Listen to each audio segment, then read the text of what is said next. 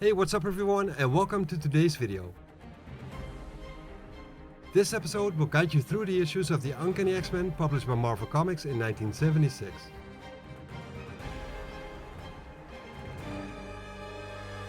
Issue number 101.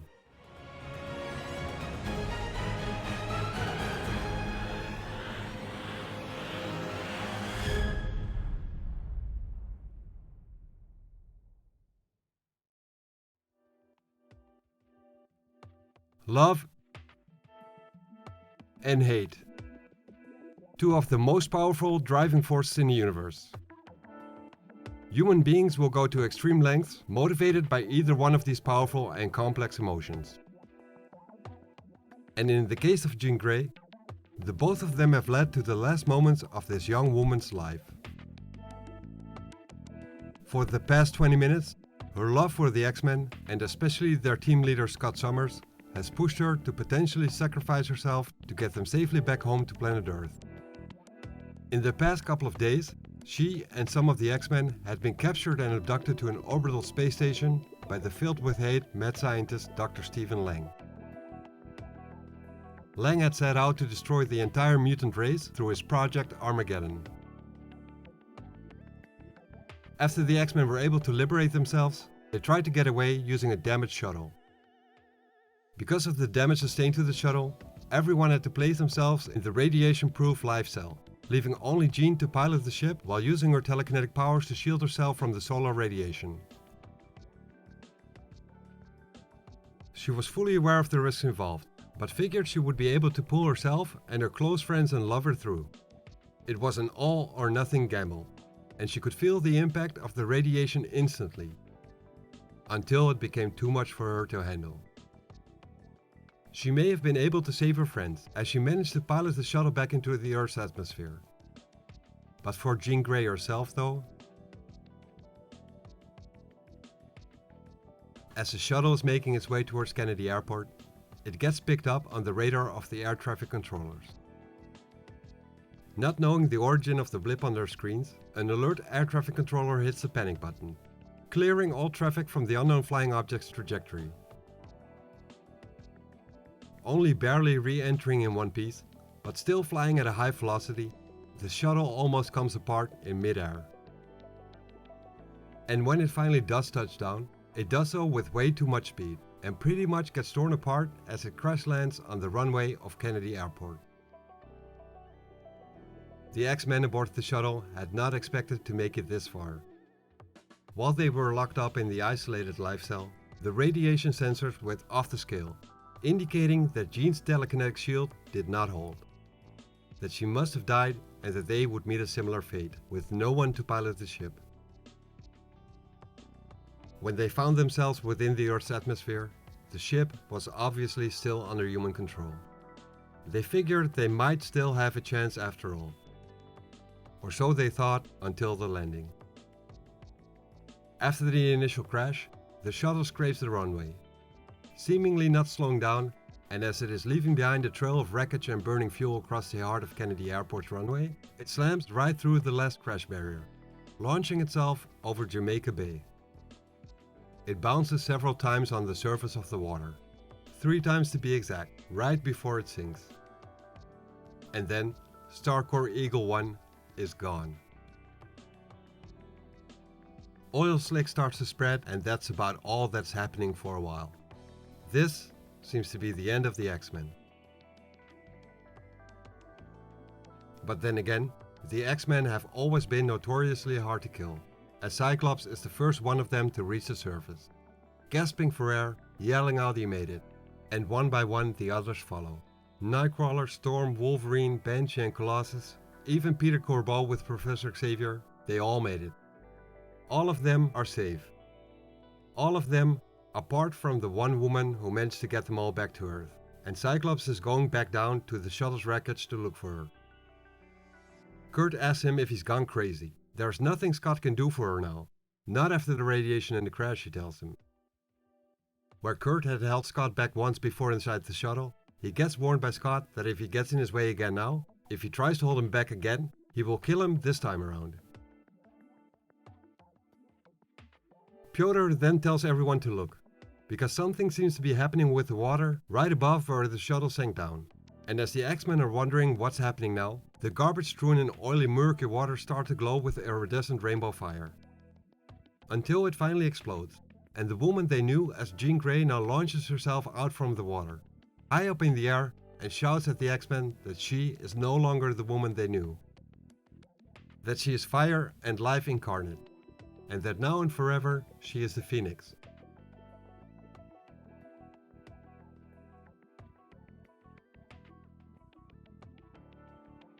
And as soon as she has risen, she is overcome.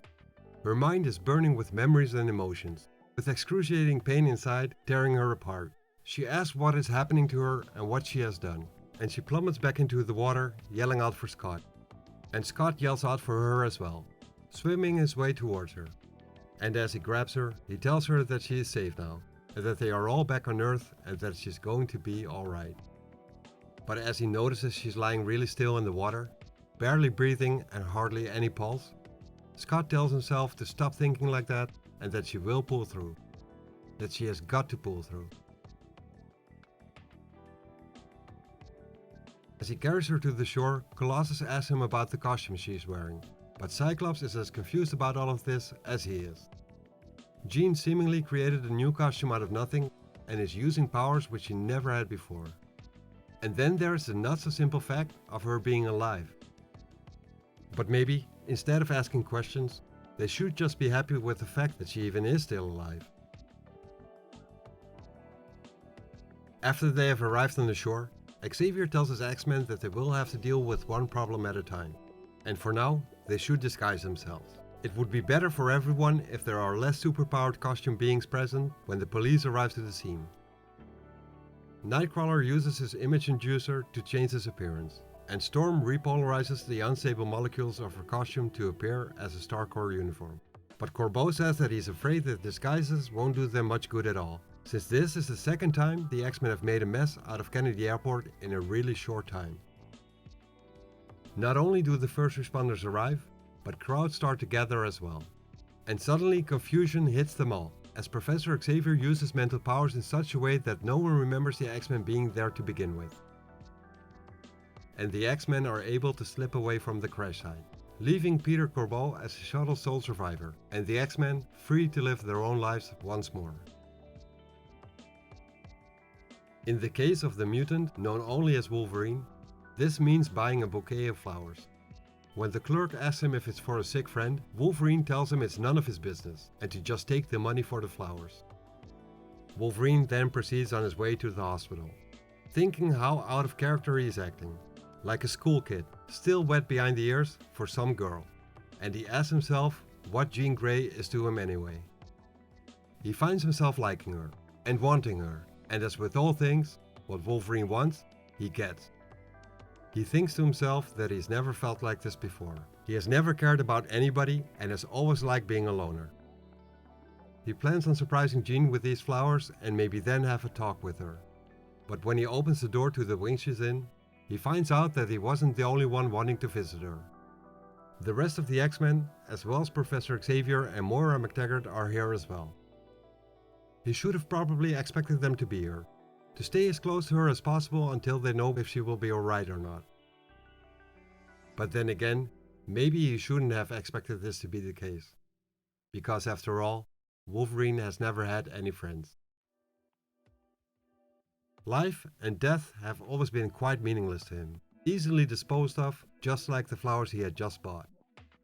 As he's throwing them away, Moira asks Xavier if there's nothing he can do for Jean, since the doctors have been with her for such a long time. Xavier tells her that he wishes he could, but he can't. Every time he tries to use his powers, his mind gets violently disturbed by this cursed dream of his. Even a minor thing, such as the mass hypnosis he used to get the X-Men away from the airport, almost brought on another seizure. For all the love that he has for Jean Grey, he cannot help her. He can't even help himself. The hours pass, all through the night and the morning of the next day, and they don't get any news.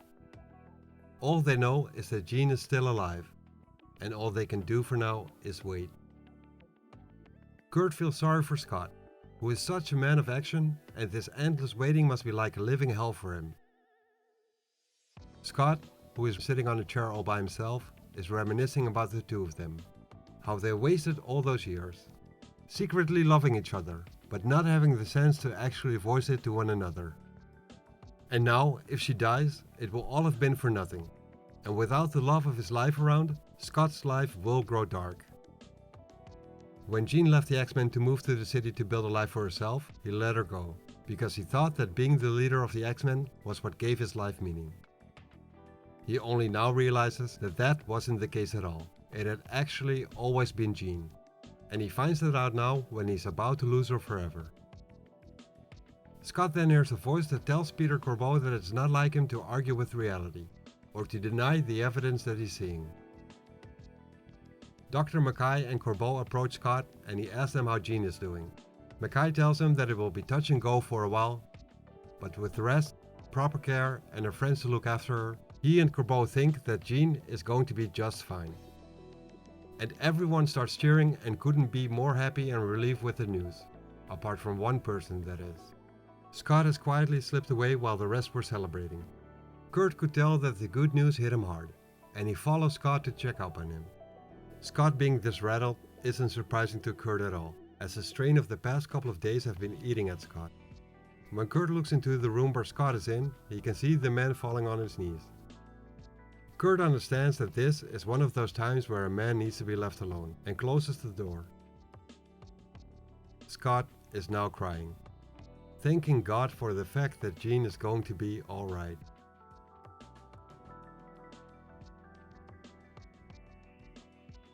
In the adjoining room, Kurt tells Xavier that Scott will be joining them in a minute. Xavier then snappily tells them all that he doesn't need Scott here to say what he's going to say, but he will need them all to quiet down first. He apologizes for his rudeness, but the pressures of the last weeks are beginning to take its toll on Xavier as well, which is part of the reason why he's sending the 5 of them on an enforced vacation. Wolverine then snaps as well. He pops his claws out and tells Xavier to stick it in his ear, because none of them will be going anywhere until Jean is recovered. Xavier tells Wolverine to control himself and to for once in his life listen and think. He repeats how the doctor told them that Jean's recovery depends on the care and attention she receives. Care that Scott and he are prepared to give her, but they can't do that and run the X-Men at the same time, which is why he has decided it's time for them to take a short and well-earned vacation. Either way, he won't have them staying around in the hospital because they will only get in the way. Wolverine then retracts his claws. Sean says that Xavier is the boss, even if he himself isn't so sure he agrees. What he does know is that if Xavier is undecided on where to send them for their vacation, he might just have a suggestion. Sean tells Xavier that he has received a letter from his lawyer, Mr. Flaherty, telling him that he has inherited the Cassidy ancestral home. It's located in a remote part of Ireland at the Atlantic coast with few conveniences and even fewer people. Xavier asks if he can see the letter and thanks Sean for the suggestion. They will all leave as soon as the arrangements have been made, and Xavier bids them a good time while being there. Somewhat reluctantly, the X-Men return back to the Xavier mansion in Westchester, where they find out that all of them now apparently have American identities and American passports to go along with them. Their moods have begun to change some once they have flown into Dublin and have spent a week sightseeing in Ireland's capital, right before they head down to County Mayo, where the Cassidy ancestral home is located. When they get off the train in Ballina, they rent a car for the last part of the trip, and some of the X-Men are actually starting to enjoy themselves some. But not all of them though, as Wolverine is complaining to Sean about the bumps in the road, and Aurora isn't liking it much either. Wolverine asks Sean if he has never learned to drive, but he responds by saying that this is how they build their roads, with actual character. And Aurora says that they should have built their cars to match them, by adding springs and softer seats for example. She would have preferred flying here, if it hadn't been for Professor Xavier telling them to not draw any attention to themselves. Piotr makes a joke about Xavier not being here, riding this 4-wheeled torture chamber, but Sean tells them all that their torment is almost over, because they have arrived to Cassidy Keep. It's a castle first built over 1,000 years ago, to defend this part of the coast from Viking invaders. Over the centuries it has been rebuilt several times, as it stood time and time again against every invader who tried to conquer it since. Standing defiant and proud with its tall walls, which are stained with the blood of 100 sieges, and the castle never fell once. The X-Men are amazed at its sight, and Kurt asks Sean if he really grew up here like he told them, and he tells him he did. Kurt says that must have been marvelous, and figures it's now time for him to disguise his features again. Wolverine tells him that in a place like this, Kurt might fit right in just the way he is. Inside the castle there's a man spying on what's going on outside, and he sees the X-Men approach the doorbell, which Sean expects will get answered by Mr. O'Donnell, who will then lower the drawbridge. We then find out that this man is Sean Cassidy's cousin, and he calls himself Black Tom. He has ordered Eamon O'Donnell to escort them in and to make them comfortable, but he is not to give them any form of a sign that anything is amiss. O'Donnell then tells Black Tom that he will not do that. He has done evil things in Tom's service before, but he will not be party in the murder of innocent people. Black Tom then reminds O'Donnell who he is keeping hostage, to assure his good behavior. And as he asks O'Donnell if he dares defy him, Black Tom strikes him with his cane. He tells O'Donnell that he will be party to whatever Black Tom tells him he will be, or he will watch those who love and trust him to die in agony. As O'Donnell is on the floor, Black Tom asks him if he's being clear, and O'Donnell tells him that it's crystal clear to him. Black Tom then gets told by someone else that he's a fool for trusting him, but Tom tells him that he's wrong, because as long as the families are in his power, O'Donnell will do whatever Black Tom commands him to do. Tom says that he would even betray the man he loves like his own son.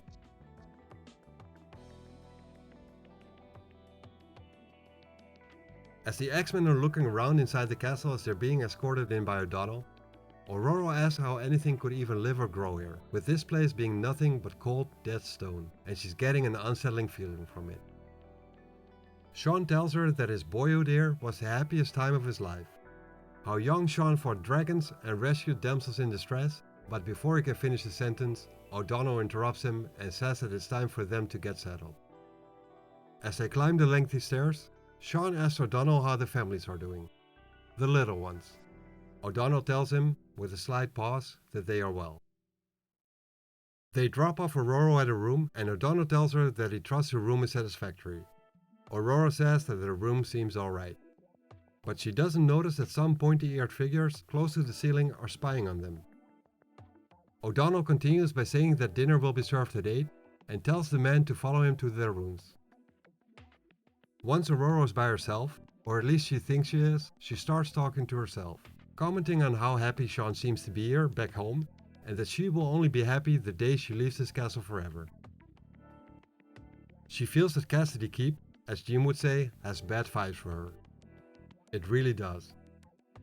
But she will not be ruled by her fears. She must force herself to find a way to relax. She starts using her elemental powers and gets undressed, as she creates her own summer shower. This is the best way Aurora knows how to refresh herself and to calm her nerves. She now realizes how much she needed this, and when she closes her eyes she can almost imagine herself being back in Kenya. But this is not Kenya. This is Ireland, and she has a formal dinner planned at 8 o'clock. After she's done taking her shower, she gets dressed, and as she's about to leave, she gets surprised by Kurt teleporting into her room. He has come to escort her to the dinner. Aurora asks Kurt if he will be attending the dinner dressed like this, but Kurt reminds her that he can change his appearance at will with the image inducer he has. He flicks through an induced image of several celebrities, trying to make Aurora laugh, and when he finally settles for a look, Aurora takes off her traditional dress to reveal a more daring dress underneath it, leaving Kurt speechless, which then in turn leaves Aurora somewhat insecure about her looks. She asks Kurt if he thinks she's pretty, and Kurt tells her that she is one of the most beautiful women he has ever had the privilege to know. Still not sure, she thanks him for the compliment if it's a sincere one.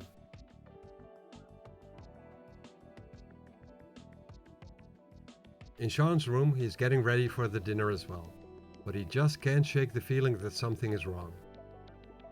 Nothing looks out of place, but the way O'Donnell reacted to him, how he froze up for a moment when Sean asked him about the families, just does not sit right with him. Sean figures that he'd best take O'Donnell aside for a bit at the dinner, to get him to level with him. Wolverine and Piotr have come to accompany Sean, and Wolverine asks Sean why he hasn't dressed himself up for the dinner yet and looks like a stable hand. When Sean tries to explain and calls Wolverine short stuff, Wolverine tells him to watch his mouth. Sean then points out to Wolverine to call him by his name and not call him Irish, like he had been doing. He then says that as the lord of this manor, he can come to the dinner dressed as he pleases. Aurora walks with both Piotr and Kurt arm in arm as they make their way to the dining room. And suddenly, in one of the hallways, a trapdoor opens up, pulling them all down. Sean tells them all to get into their costumes, and Kurt figures that the vacation is over now. They then find themselves in a room facing not only Black Tom, but an old enemy of the X-Men and Xavier's stepbrother, the unstoppable Juggernaut as well. Black Tom tells them that together they will do what no other villains in the history of the world have been able to do, namely they are going to kill the X-Men. Sean tells his cousin Tom that he's not impressed with all the threats, and asks him if he will be trying to talk them to death. But Black Tom assures them, with them being in the dungeons now, that this castle, with countless tons of rocks between themselves and the world outside, will become their tomb. And suddenly, with the mentioning of the word tomb, Aurora crumbles back to the eerie feeling she had before. And worse. She starts imagining herself getting buried alive, with rocks all around her and no way out. Getting crushed by the rocks, entombing her. She's panicking, she can't breathe and can't think anymore. She asks for her mother to help her in her mind. The rest of the X-Men around her then get shocked by her screaming out in horror, and when they look at her, they find out that Storm is lying helplessly on the floor, clawing at her head. It is clear that Storm has flipped out.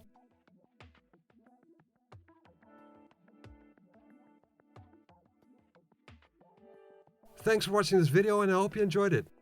You can help growing this channel by liking, subscribing and sharing. This tells YouTube that the videos I'm making should be recommended to others and would be very much appreciated. See you next episode.